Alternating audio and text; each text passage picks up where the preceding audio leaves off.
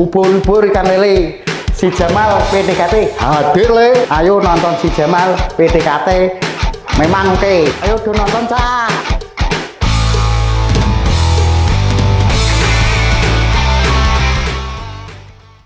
Hai Healthy, selamat malam. Kembali lagi dalam podcast si Jamal PDKT. Tentunya bersama saya Vinda Prisma.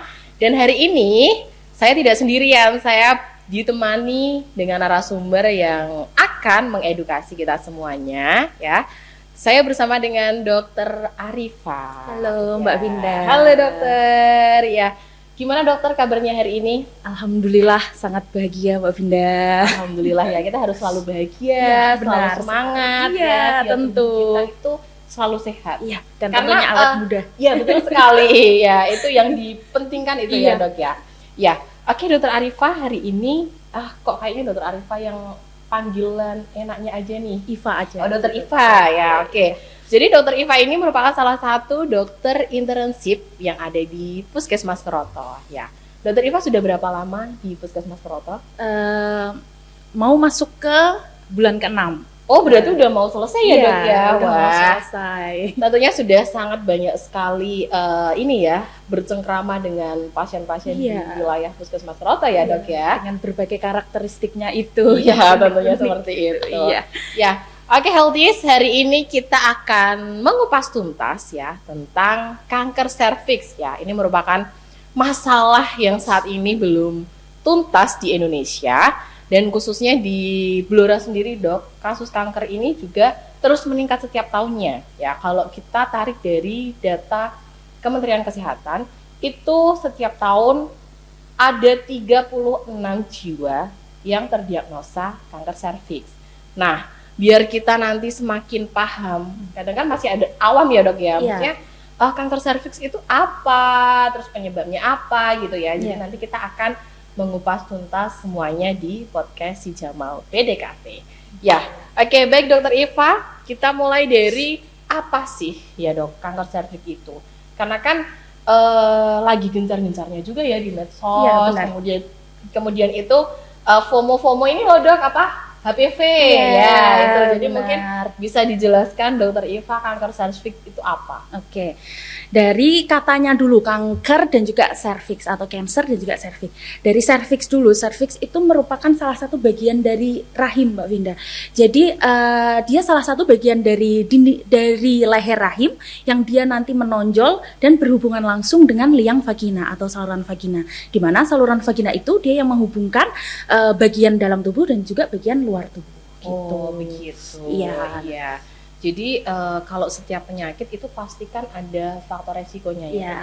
Jadi sebenarnya faktor resikonya itu apa saja sih biar masyarakat kita juga tahu. Oh ternyata ini ya. Karena kan sering banget warga Indonesia itu suka sekali dengan self diagnosa. Jadi Iya. akhirnya Googling ya. iya, googling nih terus kayak loh kok aku ngerasa kayak gini, berarti aku kena penyakit ini. Iya. Nah kadang kayak gitu, jadi mungkin bisa diluruskan dong. Oke. Jadi untuk faktor resikonya itu Iya. apa saja? Oke, tadi sudah mengetahui tentang serviks itu apa, terus dari cancer. Cancer itu keganasan perubahan dari sel-sel, dari sel-sel normal kita menjadi sel yang abnormal seperti itu.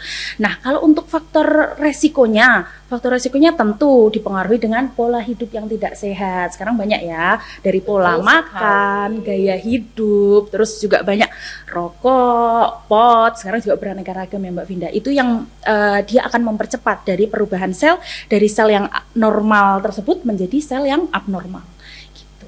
Oke, jadi memang kalau dilihat warga kita itu memang banyak sekali yang suka junk food, fast Iya. food kayak gitu. Itu Iya. juga sangat-sangat berisiko sekali ya dok Iya. untuk terjadinya kanker serviks itu ya. Ya sebenarnya kanker serviks itu kan dimulai dari penularan dari infeksi virus itu. Dan tadi yang saya sebutkan faktor-faktor risiko tadi itu yang akan mempercepat dan memperberat terjadinya kanker serviks itu. Oke. Nah, kemudian tadi ngomongin virus. Ya, jadi cara penularan dari virus ini tadi untuk dia menjadi sel kanker serviks atau kanker leher rahim itu Iya. tadi itu seperti apa ya dok ya? Oke, dari penularannya sendiri, jadi ini kanker serviks itu salah satu kanker yang berbeda dari kanker-kanker yang lain. Oke. Kanker yang lain banyak didominasi karena mutasi genetik, keturunan seperti itu. Kalau kanker serviks ini dia ditularkan. Jadi ketika pria dan wanita melakukan hubungan seks, nah dan di situ terjadi penularan, maka yang tertular itu tidak hanya wanitanya, tapi sebenarnya prianya juga tertular. Iya, dua-duanya. Jadi kanker serviks dengan penularan virus HPV ini atau human papilloma virus ini itu hanya di wanita, enggak, di pria juga terjadi penularan gitu. Kalau di pria dia nanti akan beresiko menjadi kanker penis. Oh gitu ya. Iya. Jadi masih ini ya dok, sinkron ya Iya. antara kanker serviks dengan Kanker Kanker penis, penis, iya gitu. karena dari penularannya itu dari Apa, virus? iya virus Iya. HPV itu. Nah dari hubungan seks itu ketika terjadi paparan itu ada protein dari virusnya itu dia akan nanti berikatan dengan protein sel kita. Jadi semakin kuat ikatan protein tersebut dia akan memperberat dari resiko kanker serviksnya itu.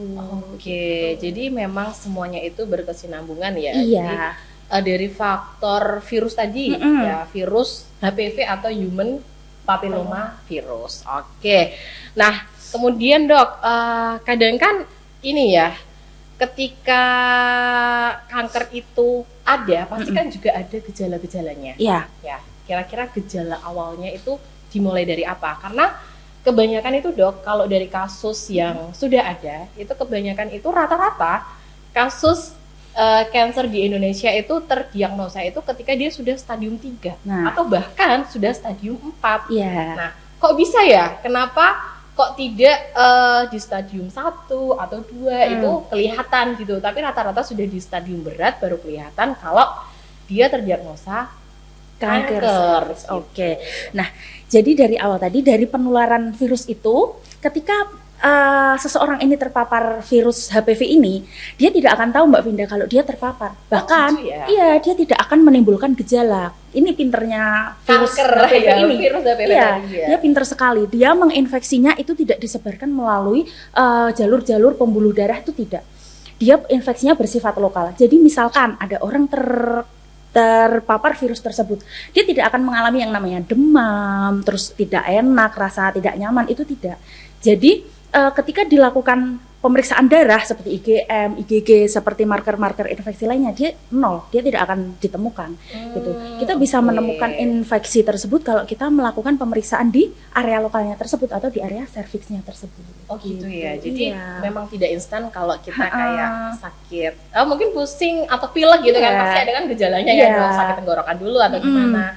Kalau dari virus HPV menjadi kanker serviks itu biasanya itu memakan waktu berapa lama dok untuk mutasi selnya itu tadi? Iya, oke.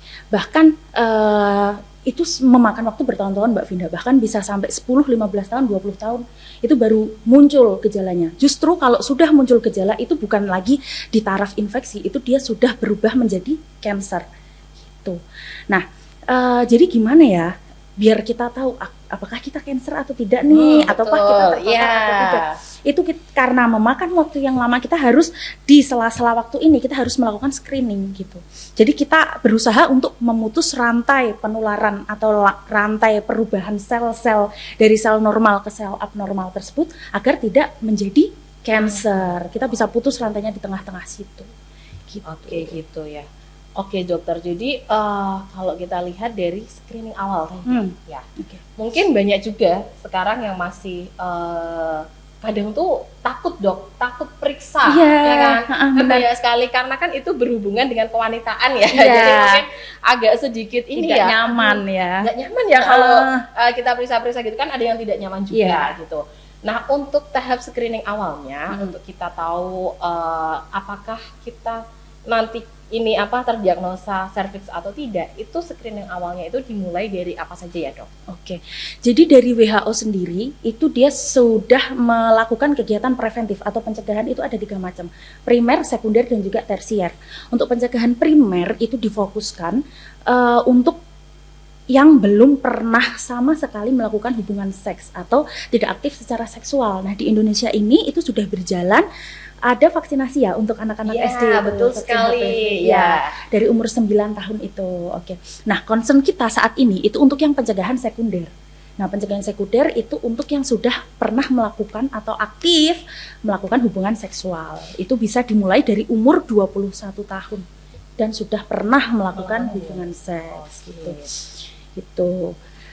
Ya, oke. Berarti kalau vaksinasi, Mm-mm. vaksinasi dari apa? Tadi yang pertama tadi Dok, primer ya. Iya. Primer itu tadi kan dimulai dari umur 9 tahun. Dan itu sekarang di Indonesia sendiri ya, pemerintah itu sudah mencanangkan program tersebut sudah sangat-sangat lama ya.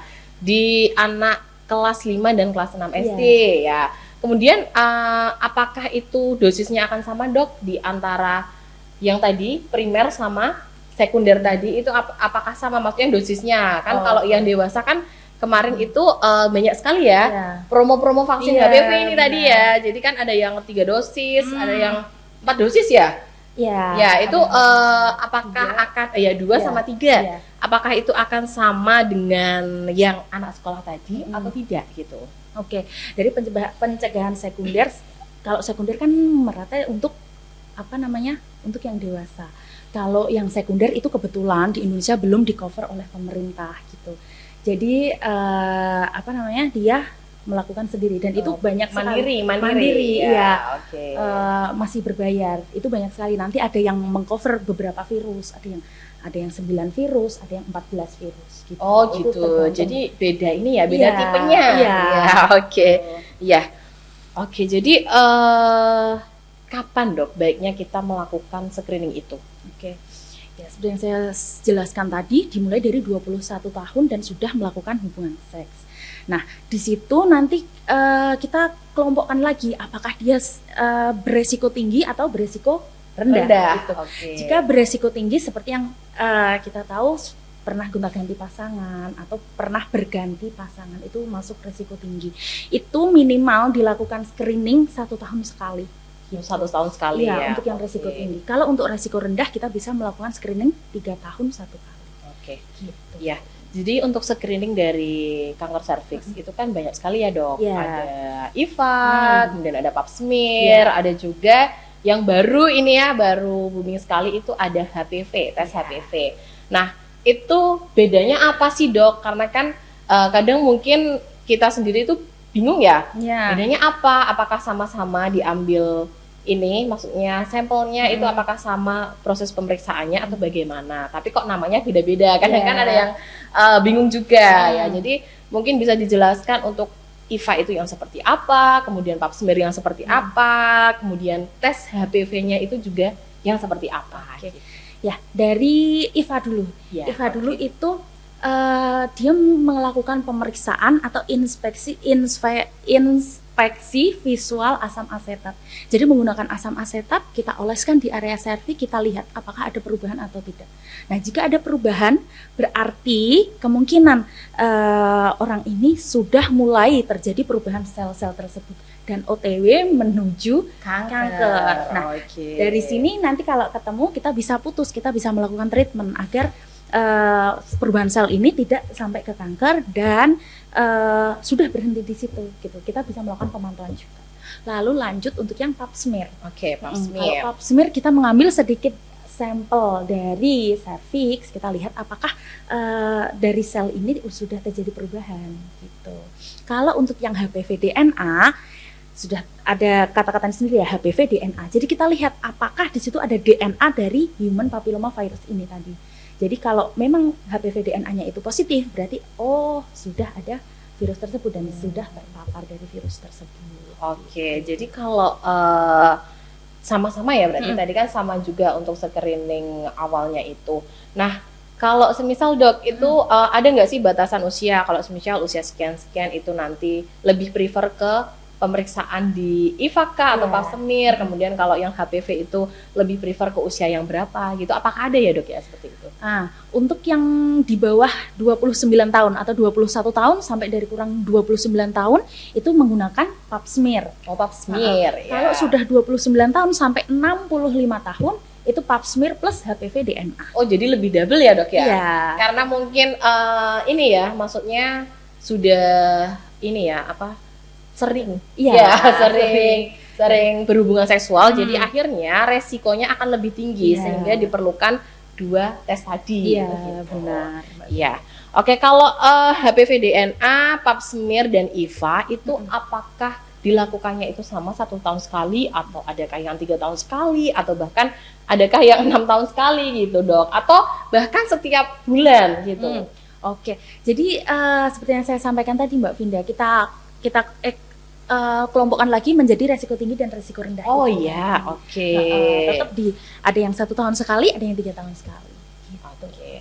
Jadi kalau secara screening awal itu sama aja ya dok, maksudnya Iya. pemeriksaan baik nggak ada yang IVA lebih bagus dari Pap smear, kemudian Pap smear lebih bagus dari HPV DNA, itu sebenarnya mereka itu sama ya? Ya, berkesinambungan. Sama, berkesinambungan, cuma kalau di usia yang lebih tinggi dan beresiko itu dilakukan pemeriksaan double gitu tadi ya, antara Pap smear dan HPV DNA. Nah, kalau IVA Pap smear itu bisa dilakukan di mana dok biasanya? Nah, iya Mbak Vinda, karena mengingat dari seberapa bahaya sih cancer ini, cancer ini tuh menjadi penyebab kematian tertinggi nomor 1 Mbak di Betul Indonesia. sekali, ya kan? ya. Dengan banyaknya penderita cancer ini itu nomor 2 tertinggi di Indonesia. Dan setiap hari itu ada 100 wanita terdeteksi kanker cervix atau terdiagnosa kanker cervix dan 57 diantaranya meninggal. Nah, dari situ pemerintah ini sudah perhatian sekali kepada kita. Difasilitasi ada pemeriksaan HPV DNA, Pap smear dan juga IVA itu gratis di puskesmas. Di Kabupaten Blora ini sudah berjalan Mbak Vinda. Oh gitu ya, betul sudah sekali berjalan. ya. Jadi di Kabupaten Blora sendiri itu sudah sedang digencar-gencarkan juga itu pemeriksaan HPV DNA juga dokter. Iya. Jadi memang karena melihat kasusnya ya yang semakin hari ini semakin meningkat, jadi kita itu lebih awareness ya, Iya. kita lebih awareness untuk melakukan upaya preventifnya gitu. Jadi kalau katanya itu kan lebih baik mencegah ya dok ya, Iya, daripada benar. mengobati. Iya. Karena apa? Cost dari biaya pengobatan dengan kita mencegah itu kan lebih murah kita mencegahnya dengan kita melakukan apa aja dok, cara pencegahannya tadi dengan hidup yang sehat Iya. dan lain sebagainya itu ya dok ya. Jadi Iya. memang diperlukan harus seperti itu.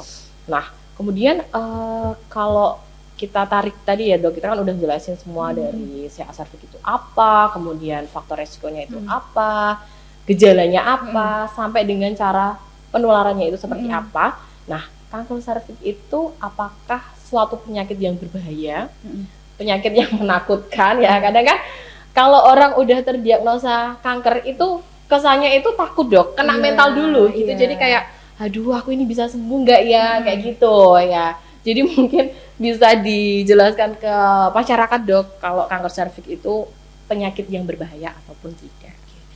Nah, sebenarnya kanker serviks seperti yang saya jelaskan tadi itu sebenarnya berbahaya. Namun kanker serviks ini bisa kita cegah sampai tidak terjadi kanker. Berbahaya, namun kita masih bisa kendalikan.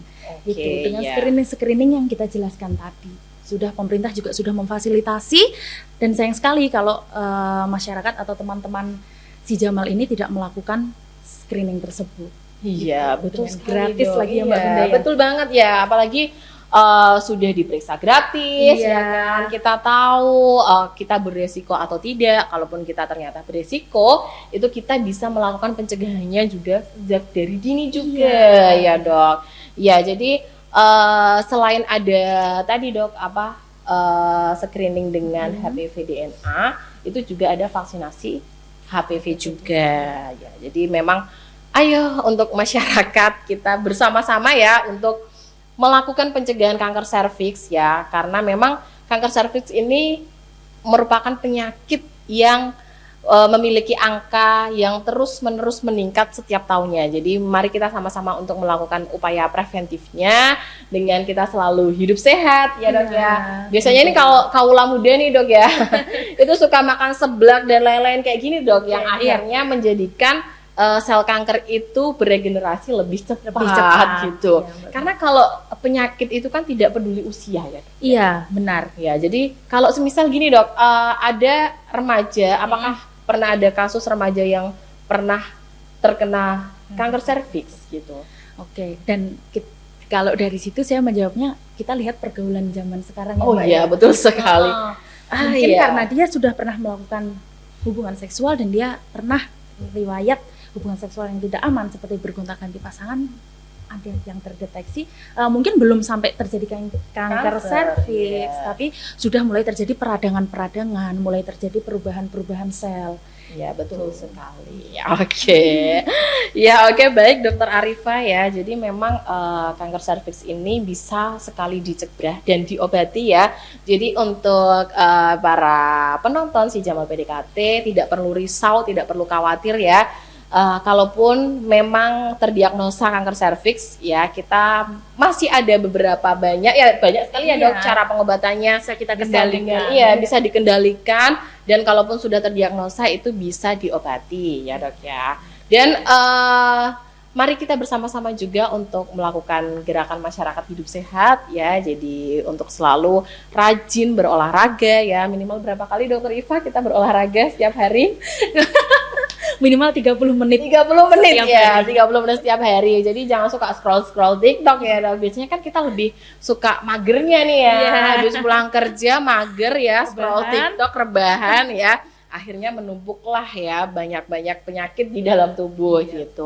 Kemudian jangan lupa juga untuk selalu makan makanan yang bergizi. Ya, kita tentu, harus Mbak Vinda. menghindari fast food ataupun makanan-makanan junk food yang bisa menjadi faktor risiko dari kanker serviks begitu. Oke, ya. Jadi begitu untuk penonton si Jamal PDKT ya, kita sudah kupas tuntas terkait dengan kanker serviks ya. Jangan lupa untuk selalu subscribe, komen, dan like podcast si Jamal PDKT. Sampai bertemu di podcast-podcast selanjutnya.